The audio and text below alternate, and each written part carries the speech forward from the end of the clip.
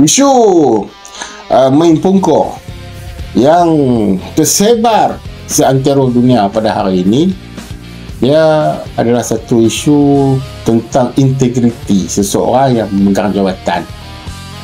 Orang yang memegang politik main pungkok, buat benda yang dia bukan setakat maksiat, malah kotor. Dari segi agama Islam kami pun, kami kata tu kotor. Dan orang yang ni pula orang pengotor. Tiba-tiba kita nak angkat mereka nanti ni untuk menjadi pemimpin kepada anak muda kita, nak jadi pemimpin kepada masyarakat kita. Kepala otak hampa ni pagi-pagi kena kejam dengan tik apa yang bangang sangat ni. Dan apa yang sering saja berlaku adalah melibatkan dengan pungkok ni mesti melibatkan dengan satu parti lagi. Mesti. Dan kalau orang perasan pada hari ni, anjing-anjing mereka ni sengap sunyi. Kan? 5 ekor bersaudara, anjing bersaudara tu pun sengap sunyi pi dah. Tak berani nak komen. Mereka tahu dah kalau komen ni kata ni silap-silap boleh keluar agama.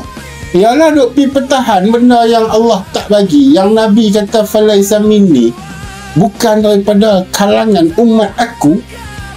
Kalangan umat mana? Kalangan umat tak ada. Kalangan umat ni tak ada. Umat ni adalah mereka yang beriman kepada Allah dan juga Rasul.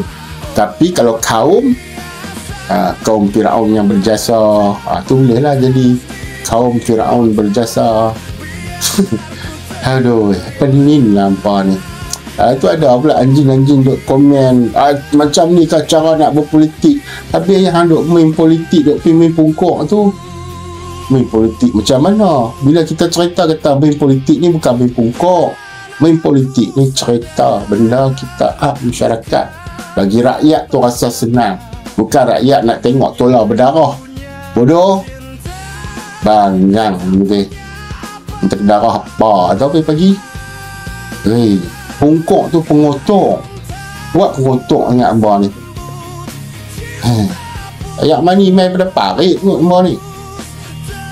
Bodoh.